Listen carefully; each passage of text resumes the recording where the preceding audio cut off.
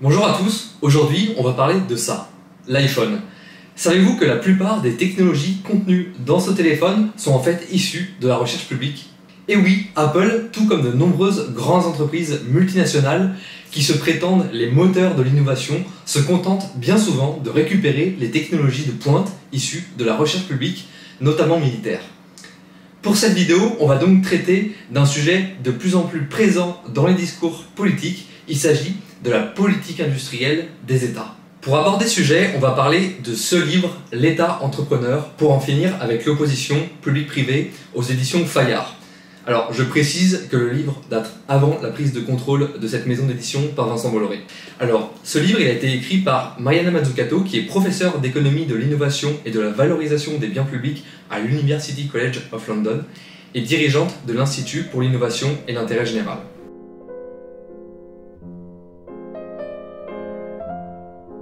Dans cet ouvrage, Mariana Mazzucato remet en cause un certain nombre de dogmes de la pensée économique dominante sur le rôle de l'État dans l'économie.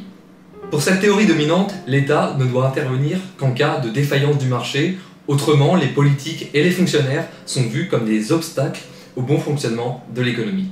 C'est la théorie des public choice, ou choix public en bon français, du nouveau management public selon qui l'État devrait laisser la place au privé qui serait beaucoup plus efficace. Or, dans la réalité, les choses sont plus complexes, comme l'auteur cherche à le démontrer.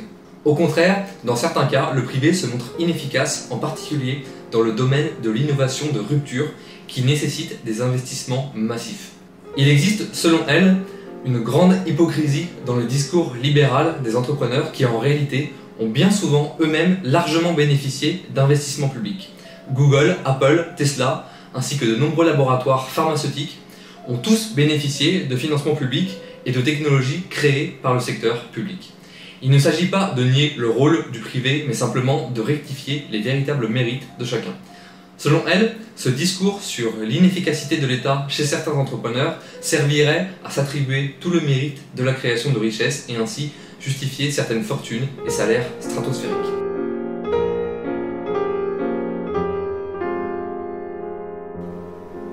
Dans la théorie économique libérale, un argument récurrent pour s'opposer au rôle de l'État est l'effet d'éviction, selon qui les investissements publics viendraient remplacer les investissements privés qui auraient de toute façon été réalisés. Or, c'est pas le cas. L'un des principaux points à retenir de ce livre, c'est que le privé refuse d'investir dans les domaines les plus incertains qui demandent des investissements massifs. Finalement, c'est assez logique. Une entreprise privée sera réticente à investir plusieurs milliards d'euros ou de dollars dans une technologie hypothétique qui demande une dizaine d'années avant d'être éventuellement mise sur le marché et qui pourrait en plus se solder par un échec. Le facteur temporel, il est par exemple central parce que ça nécessite beaucoup de temps pour développer ces technologies. C'est donc assez logiquement qu'en fait, seul le secteur public peut alors prendre ce risque à sa charge. L'auteur note par ailleurs que les entreprises investissent de moins en moins en recherche et développement, en particulier les laboratoires pharmaceutiques. Au contraire, ils dépensent de plus en plus en dividendes, ainsi que dans le rachat de leurs propres actions, ce qui permet de faire monter leur cours boursier et ainsi justifier l'augmentation des dividendes et de la rémunération des dirigeants. Au cours du livre, Mariana Mazzucato utilise un certain nombre d'exemples concrets qui, honnêtement, sont toujours assez croustillants. Elon Musk, Apple, Google, tout le monde reçoit une balle perdue finalement. Commençons par les laboratoires pharmaceutiques, comme j'ai déjà évoqué, qui justifient le prix très élevé de certains médicaments par leur coût très important en recherche. En réalité, selon elle, presque tous les médicaments innovants aux États-Unis sont financés par l'État. 75% des nouvelles entités moléculaires sont produites uniquement par l'Institut national de la santé américaine, ce qui représente 841 milliards de dollars entre 1938 et 2012 qui ont servi à financer les laboratoires universitaires qui lui sont rattachés et son propre laboratoire. On peut donc tous remercier la recherche publique américaine pour la santé publique.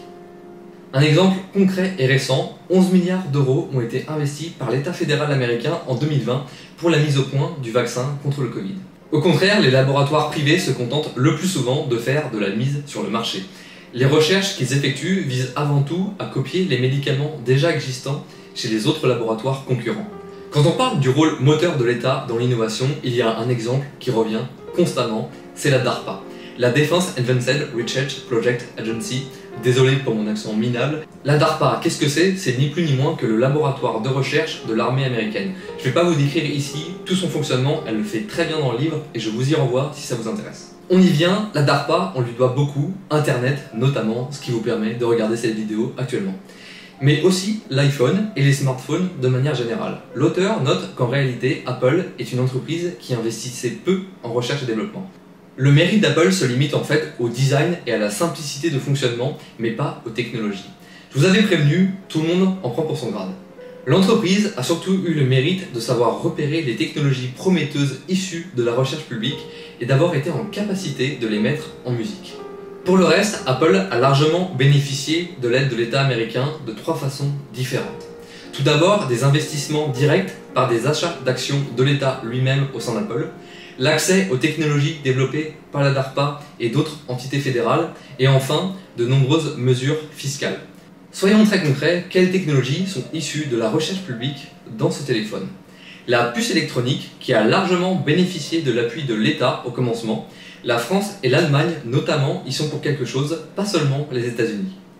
L'écran tactile vient, lui, d'une technologie de l'armée britannique, améliorée ensuite par la CIA. Le GPS provient, lui, de l'armée de l'air américaine, et même Siri, avant de devenir un assistant vocal à qui vous demandez la météo, était à l'origine utilisé par les officiers de la marine.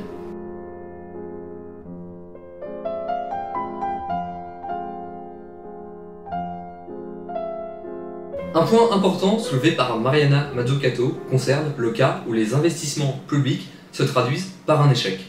Bien souvent, les défenseurs de l'idéologie libérale utilisent ces cas pour souligner l'incompétence de l'État dans le domaine économique. Or, l'auteur rappelle que l'échec est inhérent au processus d'innovation qui, comme on l'a dit, est risqué. Il est donc normal que l'État connaisse plus d'échecs que le privé, car ces investissements se font le plus souvent dans des technologies de rupture plus risquées par définition, alors que le privé se contente, lui, bien souvent, d'investir dans des entreprises déjà rentables. Bien évidemment, ce qui suscite de nombreux débats, ce sont les pertes d'argent public causées par ces échecs, qui dans certains cas peuvent atteindre plusieurs milliards de dollars ou d'euros. L'auteur remet en perspective le débat et le redéfinit. Si les pertes engendrées par la recherche publique sont socialisées, c'est-à-dire qu'elles sont prises en charge par le contribuable via l'impôt, ce n'est pas le cas des gains, et c'est bien là le vrai problème, sur lequel on devrait porter le débat. La recherche publique fournit de nombreuses technologies à des entreprises privées qui en tirent ensuite des bénéfices et qui bien souvent esquivent les impôts qui ont justement permis de financer ces recherches. Elle reprend notamment l'exemple d'Apple qui est régulièrement accusé de pratiquer l'optimisation fiscale. Elle propose ainsi que l'État puisse bénéficier d'actions préférentielles dans ces entreprises qui ont bénéficié de son intervention. On touche là à une critique récurrente de notre système économique qu'on retrouve sur un grand nombre de sujets, en particulier concernant le secteur bancaire.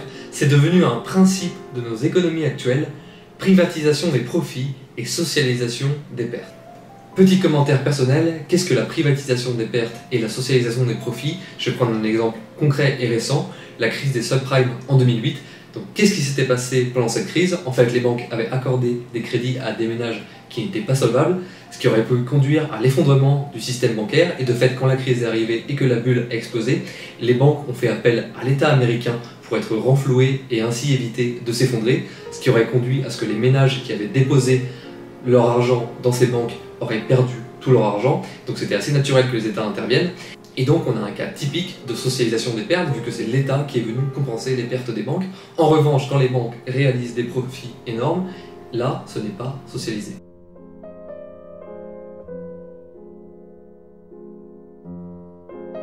Au fil de l'ouvrage, Mariana Mazzucato décrit donc ce que devrait être le rôle de l'État dans l'économie selon elle. Celui-ci doit être un véritable acteur du marché en ayant une vision stratégique des investissements à faire pour le long terme. Les entreprises privées étant largement concentrées sur leurs gains à court terme, le rôle de l'État est ainsi de penser au temps long. L'auteur précise également la manière dont l'État doit intervenir. Elle recommande par exemple de cibler directement la recherche et le développement d'une technologie en particulier. Au contraire, elle critique fortement les crédits d'impôt sur la recherche qui en réalité servent bien souvent à faire de l'optimisation fiscale pour les entreprises en faisant passer des dépenses qui n'en sont pas pour de la recherche. Selon elle, il n'y a en réalité pas de lien entre les diminutions d'impôts et l'innovation. L'État doit donc investir directement et ne pas se contenter de réductions d'impôts. Petit commentaire personnel, c'est d'ailleurs souvent ce qu'on reproche en France au crédit d'impôt sur la recherche.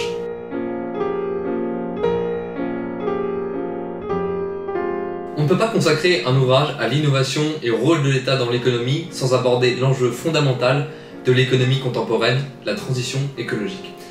Sur ce sujet, l'auteur note que les énergies fossiles ont un avantage comparatif sur les autres, notamment lié à l'avance qu'elles ont sur les autres. Elles ont bénéficié de décennies d'investissements colossaux à la fois publics et privés. Par conséquent, l'État a un rôle essentiel pour compenser cet avantage jusqu'à temps que les énergies renouvelables soient au moins au même prix que les fossiles. Par ailleurs, d'un point de vue géopolitique, les États qui investissent massivement aujourd'hui dans les énergies vertes prennent une avance décisive. La Chine est le pays qui avance le plus vite en matière de transition avec des investissements titanesques dans le photovoltaïque et l'éolien, ce qui lui permet d'être en avance sur ces technologies. Au contraire, selon l'auteur, nous manquons en Occident d'une trajectoire claire et d'investissement massif dans la transition écologique. Notons cependant que ce livre a été écrit avant l'Inflation Reduction Act aux États-Unis et le Pacte vert en Europe.